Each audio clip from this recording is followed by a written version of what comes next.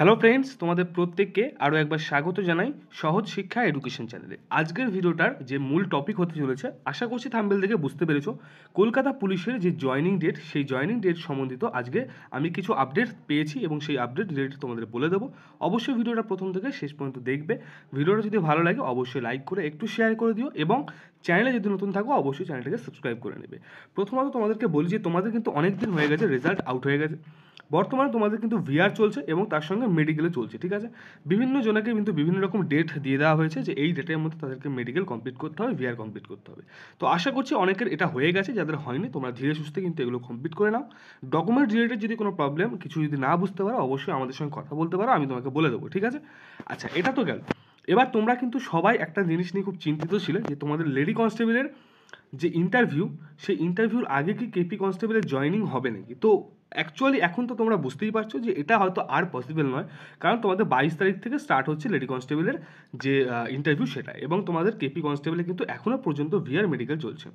তো ফাইনালি কিন্তু আমি অনেক দিন ধরে চেষ্টা করছিলাম যে তোমাদের কেপি কনস্টেবল একটা সঠিক আপডেট আনার জন্য। তো ইতিমধ্যে আমি একটা আপডেট পেয়েছি, সেটা হচ্ছে তোমাদের কেপি কনস্টেবল 2022 এর যে রিক্রুটমেন্ট ফাইনাল জয়েনিং, সেই জয়েনিং কিন্তু মার্চ মাসে, ঠিক আছে, মার্চ মাসের ফার্স্ট উইক এটা ধরে রাখো, এবং 4 থেকে, ঠিক আছে, 4 থেকে 6 তারিখ, ঠিক আছে, এর মধ্যে কিন্তু তোমরা তোমাদের যে জয়েনিং সেটা কিন্তু আশা করছি আমি কমপ্লিট হয়ে যাবে। যতটা আমি আপডেট আজকে পেলাম, তোমাদের কেপি কনস্টেবল কিন্তু ফার্স্ট উইক হচ্ছে মার্চের ফার্স্ট উইক, তখন কিন্তু জয়েনিংটা হবে।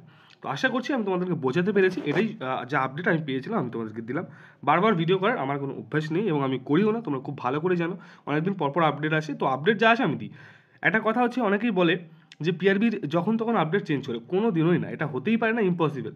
আপডেট চেঞ্জ করে মানে এইরকমই না যে আজকে একটা আপডেট দিল কালকে একটা আপডেট দিল, এটা কোনোদিনও পসিবলই না। ভ্যাকেন্সি রিলেটেড যে খবরটা ছিল না, ডাব্লিউপির ভ্যাকেন্সি, সেই ভ্যাকেন্সি রিলেটেড আপডেট কিন্তু অনেকে অনেক রকম দিয়েছে, আজ বেরোচ্ছে কাল বেরোচ্ছে, সেটা নিয়ে অনেকে অনেক প্যানিকও করেছে। বাট একটাই কথা হচ্ছে যে ভ্যাকেন্সি রিলেটেড কিন্তু ফিলহাল মানে এই 1-2 দিনের মধ্যে কোনো রকমের আপডেট নেই, একদম 100% আমি বলছি যে 1 দিনের মধ্যে কোনো ভ্যাকেন্সি বেরোনোর কথা নেই, ঠিক আছে। এর পরবর্তীতে যদি আমি আপডেট পাই তোমাদেরকে দেবো। আমি আপডেট দিও না ভ্যাকেন্সি রিলেটেড, কারণ 100% সঠিক না পাওয়া পর্যন্ত আমি চাই না যে কাউকে দিয়ে শুধু শুধু উত্তেজিত করা, ঠিক আছে। কারণ ওই বাঘ এসছে গল্পটা শুনে তো সেই রকম হচ্ছে বারবার, তো সেই জন্য আমি আর ওটা চাইনি। যখন আপডেট সঠিক পেয়ে যাবো, হয় টেলিগ্রামে অথবা ভিডিও করে জানিয়ে দেবো। তো ব্যাস, আজকের আপডেটটা এই ছিল যে কলকাতা পুলিশের জয়েনিং কিন্তু মার্চ মাসে হতে চলেছে, যতটা আমি আপডেট পেলাম। দেখা হচ্ছে পরবর্তী আপডেটের সঙ্গে, আশা করছি আপডেটটা সঠিক লেগেছে।